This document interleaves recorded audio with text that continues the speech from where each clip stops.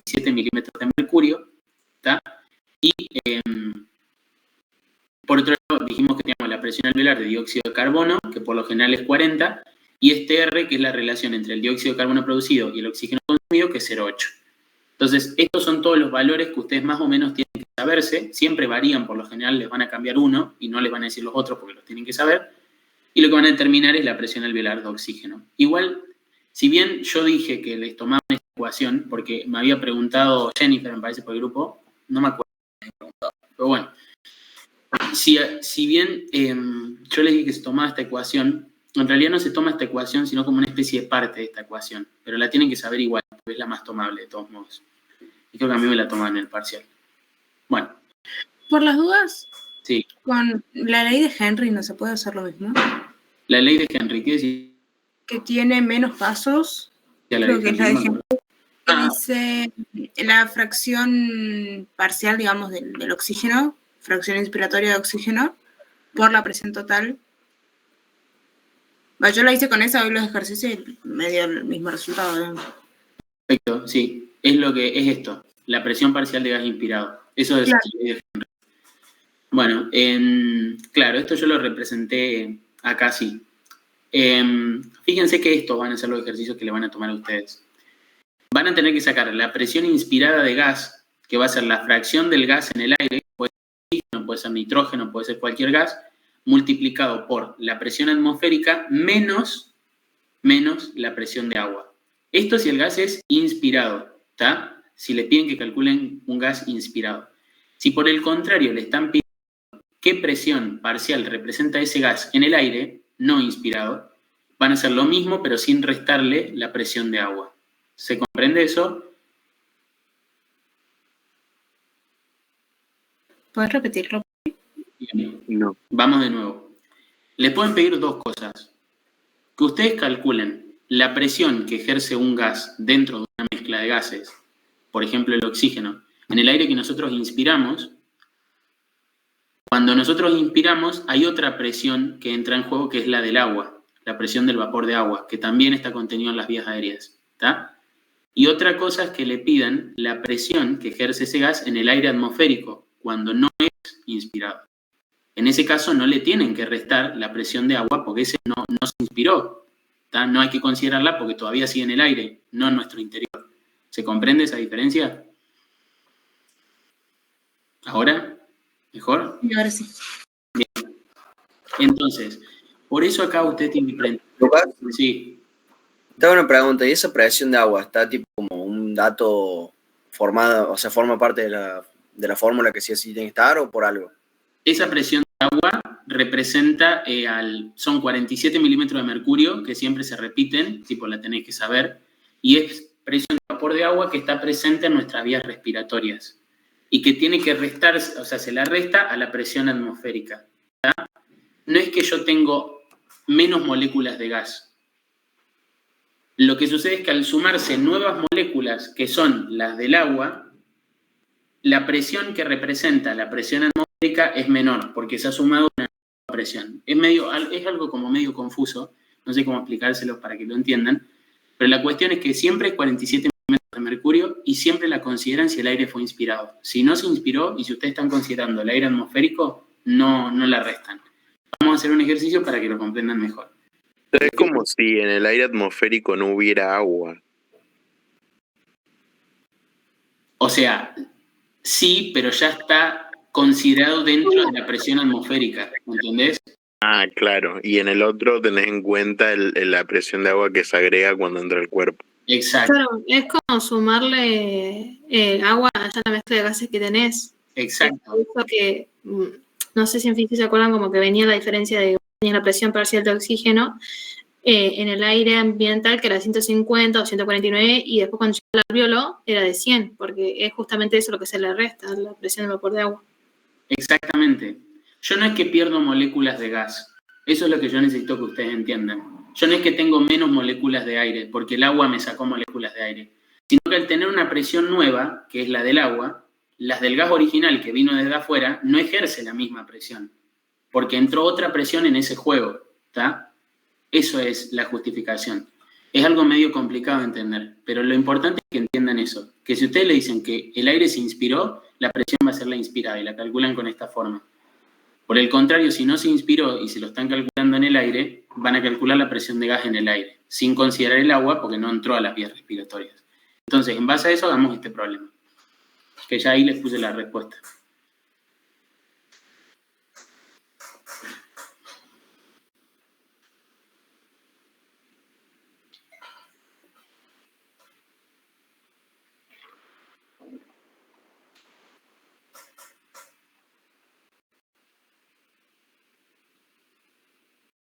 Y esta es muy jodida.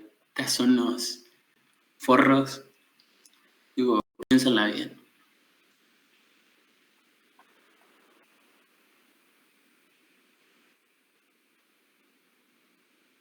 Si no le sale, díganme. Y la hacemos juntos.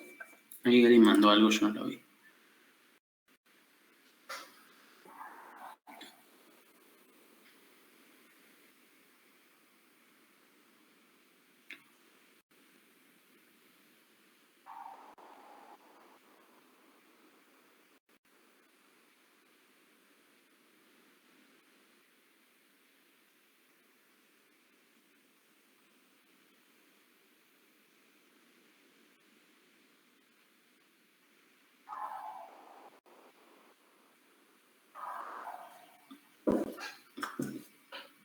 ¿Pueden hacerlo?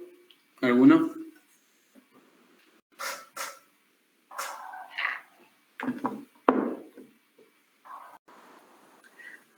Yo no sé si está bien lo que hice, pero había multiplicado 0,21 por 0,60, que sería la presión atmosférica. Sí. Y me dio la... Y bueno, lo mismo hice 0,78 por 7,60 y me dio 592,8. Perfecto. O sea, aplicaste esta fórmula de acá. Claro. La fracción del gas en el aire por la presión atmosférica, que es 760. ¿Cuál es el problema de este ejercicio? ¿Qué les dice? De aire inspirado. Claro, pero el aire inspirado todavía no se inspiró.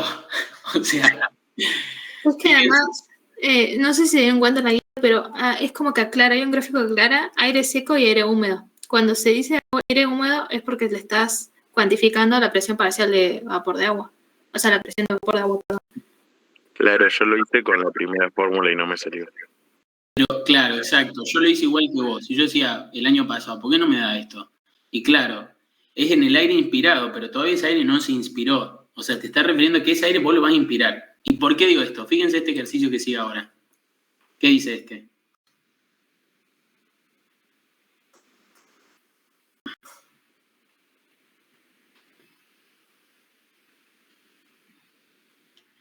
En este, fíjense que les pregunta, ¿cuál será la presión inspirada? Acá sí ya se inspiró, no en el aire inspirado. Claro, porque dice que está intubado ya. Exacto, además. Entonces, la fórmula que van a aplicar en este caso va a ser la primera. Y la fórmula que van a aplicar en este caso es esta acá, que es la segunda. ¿Se entiende cuál es la diferencia? Es que te pone aire inspirado, pero después te dice aire seco y te dice a nivel del mar. Entonces tienes que tomar esos dos datos de referencia. Perfecto. Tal cual. Muy bien. Bueno, entonces, una vez aclarado esto, ¿entendieron cómo resolver este? ¿Alguno tuvo dudas? ¿Quiere que lo hagamos? Repito, si alguno tiene dudas, lo hacemos. No tenga vergüenza. Sí, lo hacemos, no hay drama. Bueno, entonces, dijimos que la fórmula matemática que usábamos en este caso era esta de acá, ¿está? Porque habla básicamente de un aire inspirado, pero que todavía no se inspiró. Además, nos habla de aire seco, el aire húmedo, como bien dijiste, Camila, me parece, o Ariana. No sé si es Camila, Ariana, o bueno. Camila. Bueno, listo. Y también está atmosférica, no ingresó todavía a las vías respiratorias. Entonces, yo sé que la presión, en este caso del oxígeno, porque me piden 2, va a ser igual a la fracción del gas en el aire, que en este caso el oxígeno 0,21, multiplicado por la presión atmosférica, que yo la tengo que saber, tipo un dato que yo tengo que saber, que es 760 milímetros de mercurio. ¿Está? Entonces, la presión de oxígeno, si ustedes hacen este cálculo, debería darles 159,6 milímetros de mercurio. ¿Está? Y lo mismo hacen con la de nitrógeno. La fracción de nitrógeno en el aire se la está dando, que es, ¿dónde está? 0,78. Lo multiplican también por la presión atmosférica, 760 milímetros de mercurio. Hacen este cálculo y esto les debería dar 592,8 milímetros de mercurio. ¿Está? Entonces la respuesta correcta sería la. ¿Se entendió?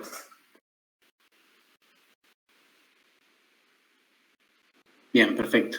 Pasamos a la otra, que les había dicho, que ahora sí tenemos que considerar la presión de vapor de agua. Y además, ¿qué dato varía acá? Vieron que yo les dije que siempre se usa el dato, a menos que el problema diga lo contrario.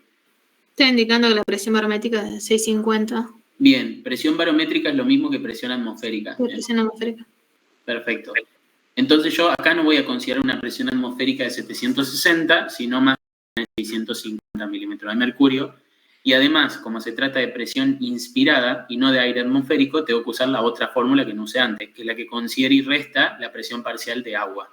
¿Está? Entonces, vamos con, la presión básicamente de oxígeno inspirada va a ser igual a la fracción que representa el oxígeno, que en este caso me dicen que es 0,3. Otro dato que varió, porque suele ser 0,21. Recuerden, se los acuerdan de memoria los datos que les puse en la ecuación del gas alveolar, a menos que el problema le diga lo contrario. Y esto lo van a multiplicar por la presión atmosférica, que es 760 milímetros de agua, pero como el aire es inspirado, es decir, ingresó a las vías respiratorias, es aire húmedo, como dijo Camila, le van a restar los 47 milímetros de mercurio. Uy, qué feo me está saliendo esto. Listo, ¿está? Entonces hacen esta resta y después la multiplican por 0,3. Pero hay que usar 650. Ajá, ahí Perdón, tienen razón. Acaba 650. Listo. Está, perdón. Mala mía. Bueno. Sí. Sí, encima yo también lo había sacado primero, pero no tenía en cuenta que era 0,3. Entonces te da otro resultado. Claro, acá varían los dos. Por eso hay que prestar mucha atención y les aseguro que alguno de esos resultados va a ser considerando ese error, porque es así el choice, es muy injusto. Pero por eso un parcial nunca demuestra lo que ustedes saben. Son así estos parciales. Bueno, y esto les debería dar 180,9 milímetros de mercurio. ¿Se entendió? ¿Ya está? Sí. Bueno, perfecto. ¿Alguna duda con respiratorio? Porque ya terminamos. Paso audición, que es nomás repasar el ejercicio práctico que van a tomar y nada más. ¿Puedo consultar algo? Porque en la página 114 de la guía habla sobre una diferencia arterial de oxígeno. ¿Es importante entenderlo? Sí, o sea, lo podés considerar. Se supone que la presión arterial de oxígeno vos la tenés. La conocés de forma teórica.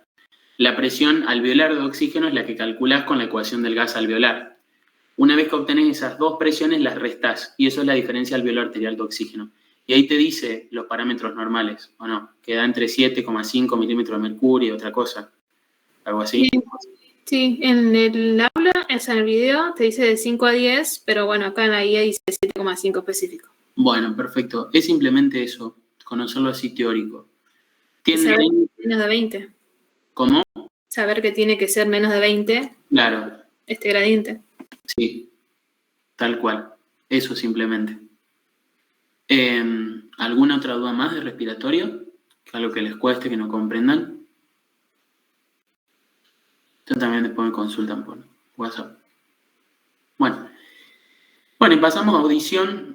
Pasamos a audición y lo único que hice, como audición es el tema que vi con ustedes y fue el último, lo único que voy a hacer es un solo ejercicio, que es el práctico que siempre se toma, que es este, que les dan la intensidad del sonido con respecto a otro. Este quizás es un poquito diferente y tienen que calcular la intensidad relativa.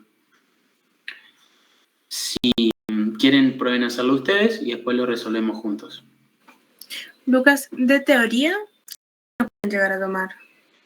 Teoría de audición. Yo aislé preguntitas en este power que les voy a mandar. Pero lo que tienen que saber es, audiometría tienen que saberse las que le ponen ahí, ¿está? Si quieren podemos repasar eso también. si no se acuerdan. Audiometría les van a tomar las que están ahí, los grafiquitos. Le van a poner el grafiquito que les aparece en la gráfica y le van a decir a qué tipo de hipoacusia pertenece, digamos, o se corresponde. Después, la onda de sonido. ¿Cómo definen a la onda de sonido en clasificación? ¿Cómo es esa onda? Armónica. ¿De movimiento oscilatorio era? ¿Cómo? Que tenía un movimiento oscilatorio y todo eso. Bien, pero vieron que las ondas Materiales. se clasificaban en mecánicas, electromagnéticas y dentro de las mecánicas en longitudinales y transversales. ¿Está? Entonces el sonido es, en primer lugar, una onda mecánica o una onda electromagnética. Mecánica. Mecánica. ¿Por qué es mecánica? Porque se transmite a través de la materia. Perfecto. Es decir, necesita un medio material para transmitirse. ¿Qué es una onda en primer lugar? Si yo les digo, defíname qué es una onda. ¿Qué es una onda? Era una transmisión de energía sin algo en medio, sin... Es una transmisión de energía de un punto al otro. Si necesitas materia para transmitirla es porque es mecánica. Si no la necesitas es porque es electromagnética. Entonces ahí tenés la definición de onda y de qué es una onda electromagnética y qué es una onda mecánica. Ahora, ¿qué significa que una onda mecánica sea longitudinal y qué significa que una onda mecánica sea transversal? ¿Cuáles son esas definiciones?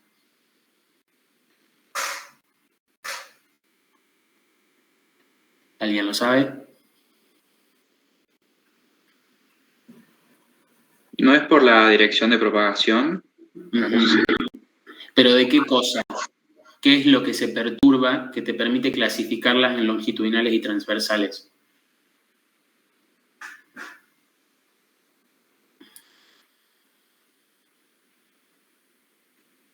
Bueno, no importa, se lo respondo yo.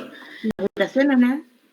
Sí, pero las moléculas, las partículas, el medio material. Fíjense que en el sonido se transmite como forma de onda mecánica, como dijimos, porque necesita un medio material, y yo tengo las partículas así, ¿no? La onda, digamos, la energía viene e impacta a este grupo de partículas que vibran y chocan a la otra. Y estas de acá chocan a la otra, y así, ¿entienden? Y así se va transportando. Fíjense que las partículas vibran en forma paralela a la longitud de la onda, que va para allá, ¿está? Si vibrarían en forma perpendicular o transversal, harían esto, porque la onda va para allá. No sé si están viendo mi cámara. Vibrarían de esta forma, ¿está? Como las olas del mar, por ejemplo, ¿está? Entonces, la onda es longitudinal cuando la perturbación que se da a nivel de las partículas, como ocurre con el sonido, es paralela a la dirección de desplazamiento de la onda. Y es transversal cuando el desplazamiento es longitudinal, ¿está? Como las olas del mar. Tipo, la ola va para allá, pero las partículas se desplazan de esta forma. ¿Se entiende? Sí, se entendió. Sí. Perfecto. Esa es la diferencia. Entonces, ¿el sonido qué es, en síntesis?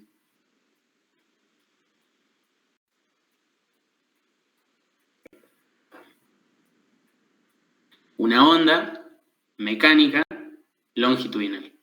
¿Está? Esas son las tres cosas que tienen que saber y se las preguntan. Así que si no lo dice explícitamente el apunte, siendo esto tan importante, no lo dice explícitamente, así que anótenselo por ahí. Después, lo que les pueden preguntar es la función del aparato auditivo. ¿Cuál es la función del pabellón auricular? En síntesis, o sea, si me lo tienen que decir. Saber la dirección en la que está viniendo el sonido. Bien, localizar el sonido, tener una función de resonancia, la onda viene, vibra en conjunto con el pabellón, ambos vibran en resonancia y dirigen la energía hacia el conducto auditivo externo, y había una función más, creo, no me la acuerdo. Creo que eran esas dos igual. Bueno, del oído medio, ¿cuál era la función? Donde están la cadena de huesecillos y los músculos. Ahí era donde se hacía como la transducción de una onda mecánica. No, sigue siendo mecánica. No sé qué. La transformación de la energía, digamos, aérea en energía mecánica, ¿tá? Pero la onda sigue estando. Transducción es lo que se da a nivel de las células ciliadas, donde la energía mecánica se transforma en energía bioeléctrica, ¿tá? Eso es transducción. Pero ¿cuál era la función de la cadena de huesecillos? ¿Se acuerdan? ¿No era el de aumentar? Perfecto. No me acuerdo si era la frecuencia o qué era por el tema de los sólidos, los líquidos, o sea, por el tema del material, que en sólido aumenta más que en líquido y a su vez más que en aéreo. Bien. O sea, no sé cómo explicarlo, pero era algo así. Bien, perfecto. O sea, lo que pasa es lo siguiente. Viste que vos tenés, en parte también se relaciona con eso, vos tenés la membrana del tímpano, ese es el límite del oído externo, ¿tá? Vos te llega la onda de sonido e impacta contra la membrana del tímpano. La membrana del tímpano está pegada al martillo, ¿no? Entonces le transmite esa vibración que trae la onda hacia el martillo, hacia el yunque y hacia el estribo. Y el estribo choca con una puntita así de chiquitita, contra lo que es la ventana oval, moviendo la endolinfa que se encuentra dentro del caracol. Entonces, la función del oído medio fue concentrarte toda esa onda de presión que impactó contra la membrana del tímpano en un puntito chiquititito que es justamente el estribo chocándose contra la ventana oval. Es decir, te concentró toda la energía de esta superficie en una superficie muy pequeña, ¿está? Entonces, esa es la función, la amplificación. ¿Se entendió por qué? ¿Me comprenden? Sí. Bien, perfecto. Y por otro lado, la protección. Esa cadena de huesecillos transmite la energía siempre y cuando esté sueltita. Tipo, los huesos se mueven, los huesos del yunque, el martillo se mueven y me transmiten esa energía hacia la endolinfa, hacia el oído interno. Si los músculos, el músculo del estribo y el músculo del martillo, que nunca me acuerdo cómo se llaman, se contraen, hacen que esa cadena se vuelva más rígida y que transmita menos esa onda sonora. ¿Cuándo se contraen esos músculos? Cuando la intensidad del sonido es muy alta. Para evitar transmitir toda esa intensidad alta a las células de Corti, que son las primeras que se dañan. ¿Está? Y eso también está relacionado, o sea, la función de los músculos, no está relacionada a que nosotros justamente favorece que no escuchemos nuestra propia voz, que También. son dañas en nuestras cilias. Nos protege, exacto, nos protege de la intensidad generada por nuestra propia voz. Perfecto. Entonces también, esa es la diferencia entre la vía ósea y la vía aérea, y la razón por la que escuchamos mejor por vía aérea que por vía ósea, ¿está? En la vía ósea, cuando ustedes tienen el diapasón, lo golpean y lo apoyan contra la apófisis mastoides, acá atrás, las vibraciones se transmiten, pero no pasan por ese aparato de amplificación que es la cadena de huesecillos. Se dirigen directamente al órgano de Corti. En cambio, si ustedes básicamente reciben la onda sonora desde el pabellón auricular y el conducto auditivo externo, sí tienen esa amplificación. Por eso lo normal sería que escuchen más por la vía aérea que por la vía ósea. ¿Se comprende? Sí. Sí. Perfecto. Y bueno, y el último paso es el oído interno, que lo que me permite, como habías dicho vos, Mateo, me parece, es la transducción, es decir, la transformación de esa energía mecánica en energía bioeléctrica, que se transmite a través del nervio auditivo y llega, después de pasar por varios núcleos, digamos, que van dándole forma a ese sonido, hacia un sitio de la corteza donde se interpreta lo que se escucha. ¿Tá? Nosotros no escuchamos la onda mecánica. Esa onda mecánica genera una perturbación que termina en una zona de la corteza donde se apretaría como una especie de botón en un lugar dado y con eso nosotros identificamos lo que estamos escuchando. ¿Se entiende? Así que ese sería más o menos las funciones principales de cada parte del aparato auditivo. ¿Hay alguna otra duda con respecto a eso? ¿Cuáles son las pruebas subjetivas y cuáles son las pruebas objetivas cuando yo estudio la audición de una persona? Las objetivas son, por ejemplo, las que nombraste, la del diapasón. Perfecto. Porque depende de lo que nos transmite el paciente. Bien. ¿Se acuerdan cuáles son las subjetivas?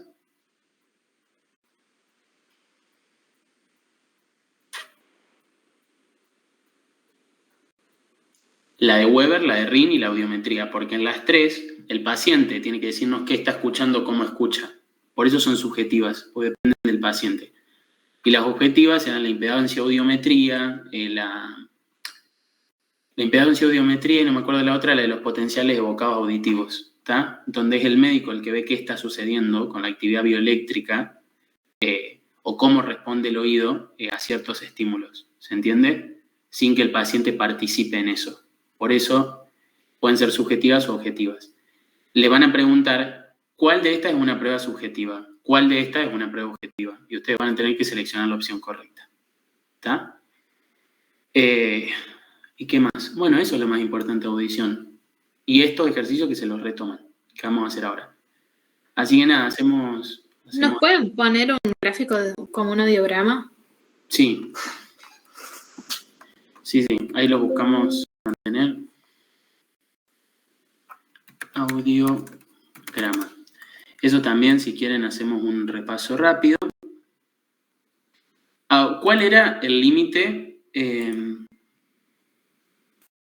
¿Cuál era el umbral auditivo si una persona escuchaba normal? De una forma normal, si tenía una audición normal. Ya terminamos, chicos. Ya sé que están cansados. Queda este ejercicio y ya está. Ya les dije que si se tienen que retirar, vayan nomás. ¿Cuál era el umbral auditivo? ¿Se acuerdan? No. ¿No era el 5 no? De 20 decibeles. ¿Está? Si la persona, básicamente, necesita una intensidad mayor a 20 decibeles para poder escuchar, es porque tiene algún tipo de hipoacusia. ¿Está? Es decir, hay una disminución de la intensidad del sonido. Necesita más intensidad para poder escuchar. Lo normal, básicamente, es que escuche entre 0 y 20. O sea, a esa intensidad ya debería poder escuchar. ¿Está? Si está por encima de 20, es porque hay hipoacusia. Bueno, ustedes también tenían la figurita esta del monigote de Fowler, o de Flower, nunca me acuerdo cómo se decía. Entonces, mi límite, cuando yo registro la intensidad del sonido en un paciente, va a ser este que está acá. Ahora se los gráfico. Este. ¿Lo ven? Los 20. O sea, claro, le mencionaba 20 de forma general, pero incluso decía que en jóvenes podría ser incluso... Menor. Siempre, o sea, que si está abajo de esto, es normal. ¿Está? Si está por encima de 20 es porque hay una hipoacusia, ¿no? Bueno, entonces, en primer lugar, ¿qué es una audiometría? ¿Alguien sabe cómo se hace una audiometría? Lo hicimos en las clases igual. ¿Se acuerdan cómo es?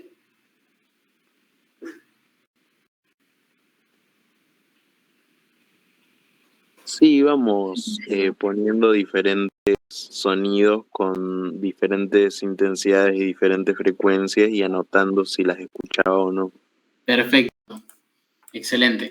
Es decir, nosotros teníamos esta gráfica de modelo que está acá, digamos, este eje de coordenadas, en donde teníamos en el eje Y la intensidad y en el eje X, como se ve ahí, la frecuencia. En el audiograma nosotros íbamos variando la frecuencia, ¿tá? Íbamos cambiando la frecuencia, y cuando cambiábamos de frecuencia, lo que hacíamos era variar la intensidad. Y lo que nos decía la persona era cuándo empezaba a escuchar, ¿tá? Por ejemplo, hay dos formas. Podemos empezar desde una intensidad audible, desde una intensidad no audible, por ejemplo, -10, e ir aumentando. Cuando el paciente me dice escucho, bueno, ahí hago el símbolo correspondiente. O puedo ir desde una intensidad más alta e ir reduciéndola hasta que el paciente me dice que ya no escucha más y ahí también marco el círculo. Es lo mismo, digo el símbolo correspondiente. ¿Se comprende? Una vez que marqué en una frecuencia, voy a la siguiente frecuencia y hago lo mismo. Voy variando la intensidad dentro de esa frecuencia hasta que el paciente me dice no escucho más. O escucho, dependiendo si arranco de abajo hacia arriba o de arriba hacia abajo. Voy marcando, ¿está? Y así sucesivamente. ¿Qué era lo normal? Lo normal, como dijimos antes, era que el paciente escuche todas las frecuencias que están en el audiograma por debajo de los 20 decibeles. ¿Está? Si necesita una intensidad mayor, es porque tiene una hipoacusia, es decir, necesito aportar más energía para que ese oído reciba señales, ¿está? Y escuche, ¿no? Después, básicamente, había dos formas de representar las vías. La vía ósea, si mal no recuerdo, se representaba con 2 piquitos, y la vía aérea con una X y un circulito, ¿está? Dependiendo si era el oído izquierdo o derecho. Y también había colores. El rojo, me parece, para el oído derecho, y el azul para el oído izquierdo, o al revés. No lo recuerdo con mucha exactitud. Pero la cuestión era que lo normal sería tener a las dos vías, ósea y aérea, por acá, es decir, por debajo de los 20, ¿no? Si yo tenía, digamos, a la vía ósea y aérea, por ejemplo así, estoy haciendo los piquitos, y voy a hacer con otro color, un circulito. Por encima de los 20, juntas, ¿qué significa esto? ¿Se acuerdan? No sé si estoy haciendo bien los símbolos, pero la cuestión es que es la vía ósea y la vía aérea. En primer lugar, que el paciente tiene una hipoacusia, porque se encuentra por encima de los 20 decibeles. Ahora, ¿qué tipo de hipoacusia tiene? De conducción. ¿Segura? No, de percepción. De percepción. ¿Por qué? Porque lo que me dice... Combinada tanto la vía ósea como la aérea. Exacto. Si la vía ósea está comprometida, si la vía ósea está comprometida, exacto, es porque no están funcionando las células del órgano de Corti. Y si las células del órgano de Corti no están funcionando, tampoco va a hacer ningún efecto en la vía aérea. Entonces las dos la va a tener para abajo, digamos, en el mismo sitio. ¿Se entiende? Entonces, si vos las tenés, básicamente, si vos tenés a ambas vías por encima de los 20 decibeles, tenés una hipoacusia. Y si están las dos juntas, la ósea y la aérea de un oído dado, es porque es de percepción. ¿Está? ¿Se entiende eso? Sí. Perfecto. Sí, sí. Bueno, vamos con otro ejemplo. ¿Qué pasa ahora si yo tengo, por ejemplo, voy a elegir el amarillo como estaba antes, esto de acá. Tengo los circulitos acá. Yo no me acuerdo del monigote ese, ¿eh? Yo estoy solamente representando vía ósea y aérea. Y tengo, por ejemplo, esto acá.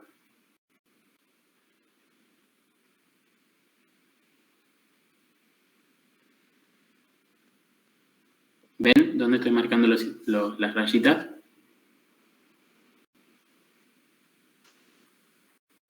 Bueno, acá en este caso, mi vía ósea y mi vía aérea están separadas. No están juntas.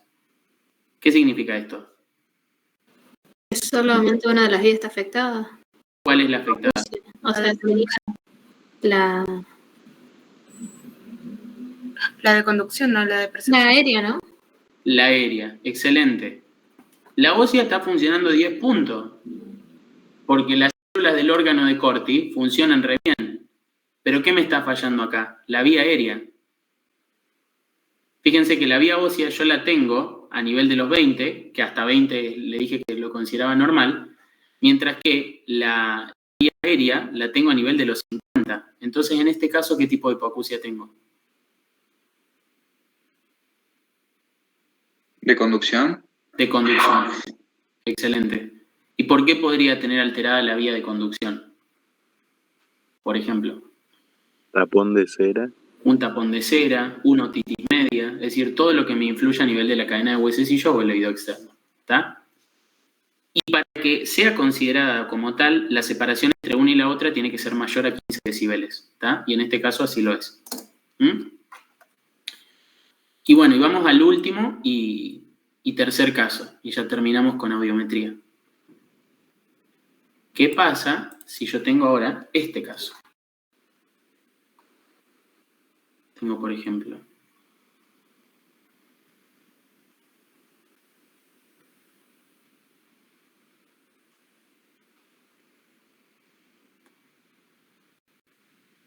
muy exagerado este caso igual.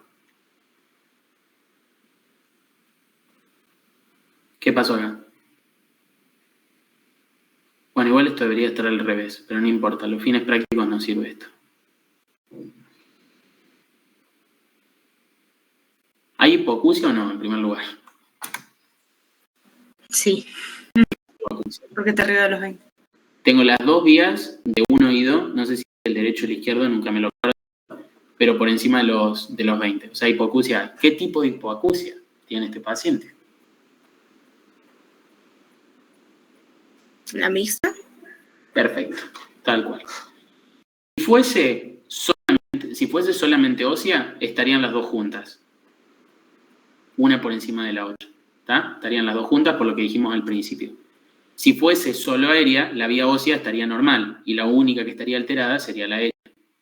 Vendría a ser esta de acá.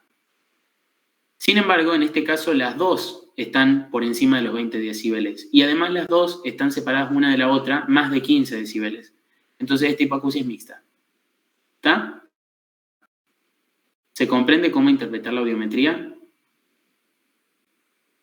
¿Más o menos? Sí, se entendió. Sí. Bueno, perfecto. Bueno, entonces hacemos este ejercicio y terminamos. Si quieren ya lo hacemos directamente. No vamos a dar muchas vueltas. Bueno, en primer lugar, ¿qué fórmula van a aplicar? Tipo, ¿qué tienen que hacer?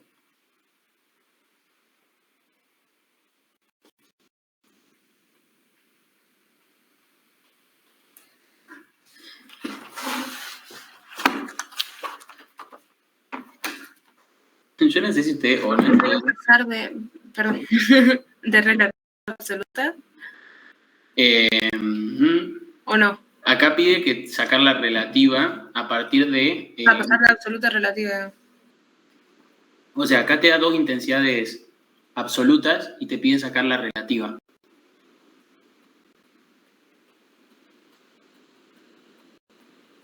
Entonces, en primer lugar, hay una sola fórmula que aplicamos siempre. ¿Cuál es esa fórmula? La del logaritmo.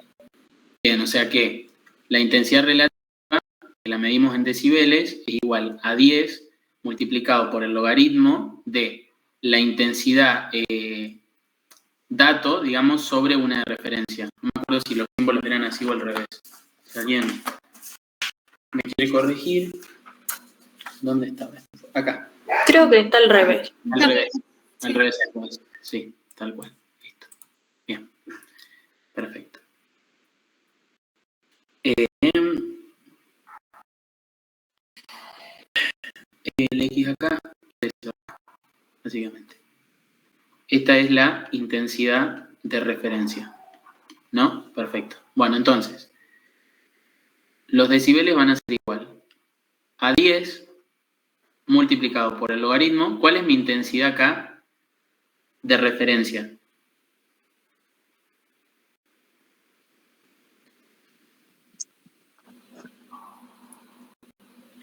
¿10 a la menos 10? 10 a la menos 16. Bueno, había dos. ¿Cuáles eran esas dos unidades? Estaban dos en dos unidades. Eran 10 a la menos 16, ¿qué cosa?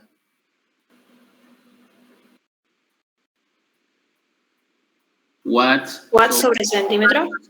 Cuadrado, perfecto. Y la otra era 10 a la menos 12 watts sobre metro cuadrado, si no me equivoco. Sí, perfecto. Está.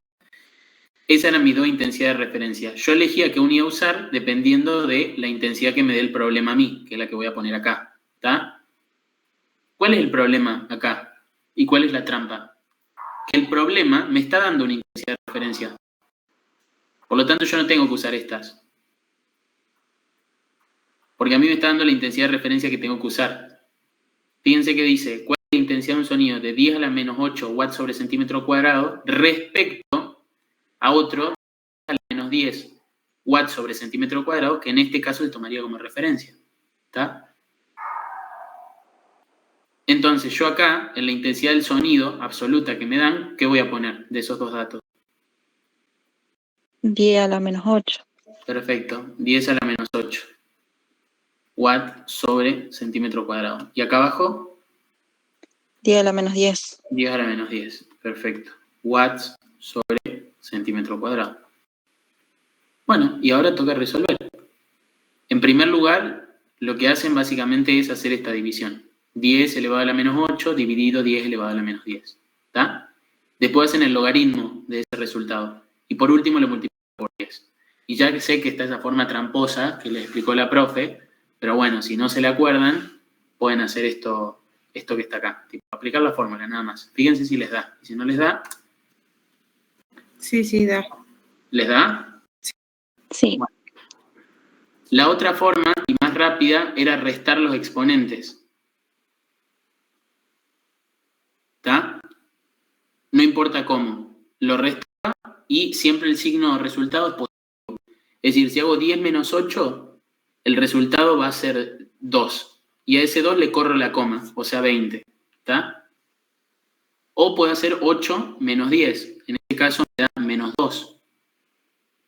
Siempre es positivo, o sea que sigue siendo 20, le corro la coma 20 también. Son las dos formas que tienen. Esa es la forma tramposa.